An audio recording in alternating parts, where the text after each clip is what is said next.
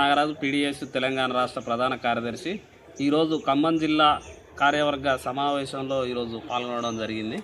ముఖ్యంగా తెలంగాణ రాష్ట్రంలో ఉన్నటువంటి విద్యారంగాన్ని మొత్తం అభివృద్ధి చేయాలని, విద్యారంగంలో నెలకొన్నటువంటి సమస్యలన్నీ పరిష్కరించాలని చెప్పేసి ప్రధాన డిమాండ్ తోటి ఈ యొక్క ప్రెస్ మీట్ నిర్వహిస్తూ ఉన్నాం.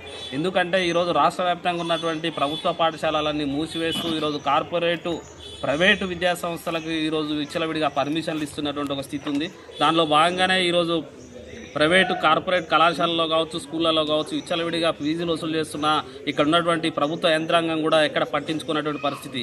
ఈ ఖమ్మం జిల్లాలో చాలా బాహాటంగానే ఈరోజు ముందస్తు అడ్మిషన్లు చేర్పిస్తున్నా, అదేవిధంగా పుస్తకాలు అమ్ముతున్నా కూడా కనీసం పట్టించుకొని పర్యవేక్షణ లేకుండా, ఒకవేళ విద్యార్థి సంఘాలు ఈడ పుస్తకాలు అమ్ముతురని చెప్పినా కూడా ఈరోజు దాన్ని సీజ్ చేసి మళ్ళీ ఓపెన్ చేసినటువంటి ఉన్నటువంటి ఒక స్థితి కనపడతా ఉంది. అంటే ఇది మొత్తం కూడా ప్రభుత్వ అధికారుల నిర్లక్ష్యం వల్లనే ఈరోజు మొత్తం ప్రైవేట్ కార్పొరేట్ విద్యా సంస్థలు పుట్టుకొస్తున్నాయని చెప్పేసి పీడీఎస్గా మేము భావిస్తూ ఉన్నాం.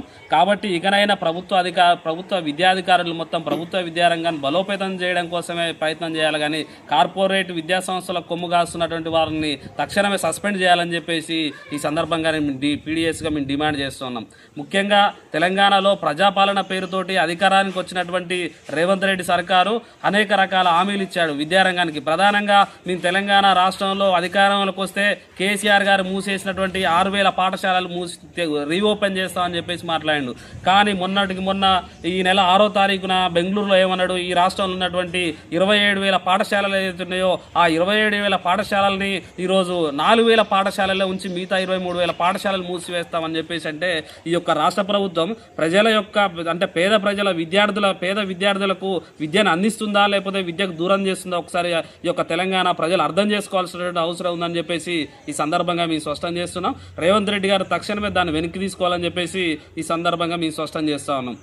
అదే రకంగా చూసుకుంటే ఈరోజు అదేవిధంగా ముఖ్యంగా ఫీజు రియంబర్స్మెంట్ని మేము సకాలంలో విడుదల చేస్తామని చెప్పేసి అన్నారు. మీరు అధికారంలోకి వచ్చి 30 నెలలు పూర్తయింది, ఇంతవరకు రియంబర్స్మెంట్ రాలేదు. దాదాపు 14 లక్షల మంది విద్యార్థులు విద్యను అభ్యసిస్తుంటే ఈరోజు దాదాపు 11,000 కోట్ల రూపాయలు ఈ రాష్ట్రంలో పెండింగ్లో ఉన్నాయి. అవి విద్యార్థులకు అందాల్సినటువంటి స్థితి ఉంది. కానీ ఇప్పుడు అడ్మిషన్లు జరుగుతూ ఉన్నాయి, డిగ్రీ పీజీ ఆల్రెడీ జరుగుతూ ఉన్నాయి. అంటే ఈరోజు ముందుగానే విద్యార్థుల దగ్గర నుంచి ఫీజులు వసూలు చేస్తామని చెప్పి చెప్తా ఉన్నటువంటి ఒక స్థితి ఉంది. అయినా కూడా ప్రభుత్వం పట్టించుకోవాలి, ఇంత ఒక్క రూపాయి కూడా విడుదల చేయనటువంటి ఒక స్థితి ఉంది. అదేవిధంగా ఈ రాష్ట్రంలో చదువుతున్నటువంటి పేద ఎస్సీ ఎస్టీ విద్యార్థులు వీళ్ళంతా బెస్ట్ అవైలబుల్ స్కీమ్ కింద చదువుతూ ఉంటారు. ఈ రాష్ట్రంలో ఉన్నటువంటి 237 పాఠశాలల్లో దాదాపు ఈ 27,000 మంది విద్యార్థులు విద్యని అభ్యసిస్తుంటే వాళ్ళకి పేరెంట్స్కు అక్కడ ఉన్నటువంటి స్కూల్ మేనేజ్మెంట్లు మీ అమ్మాయికి చదువు చెప్పమని చెప్పేసి నోటీసులు రాసినా కూడా ఇంతవరకు ఫీజు ఇస్తలేరు. దానివల్ల కొంతమంది విద్యార్థులు తమ సర్టిఫికెట్లు తీసుకొని వేరే స్కూల్లో జాయిన్ చేసుకున్నటువంటి ఒక స్థితి ఈ రాష్ట్రంలో కొనసాగుతూ ఉంది. అంటే విద్యారంగం మీద ఎలాంటి రివ్యూలు నిర్వహిస్తున్నారు ఈ ముఖ్యమంత్రి? కనీసం 30 నెలల కాలంలో ఇంతవరకు విద్యారంగానికి కనీసం ఒక విద్యాశాఖ మంత్రిని కూడా నియమించకుండా కొనసాగిస్తున్నారంటే, ఈ ఒక పక్క మీటింగ్లలో ఊకదంపుడు ఉపన్యాసం చెప్తాడు, నాకు విద్య మీద చాలా ప్రేమ ఉంది, అందరికీ విద్యను అందిస్తా అని చెప్పేసి మాట్లాడుతాడు. విద్యారంగానికి దాదాపు 15% నిధులు కేటాయిస్తాడు, ఆయన వచ్చిన తర్వాత 7% నిధులు కేటాయించినటువంటి ఒక స్థితి.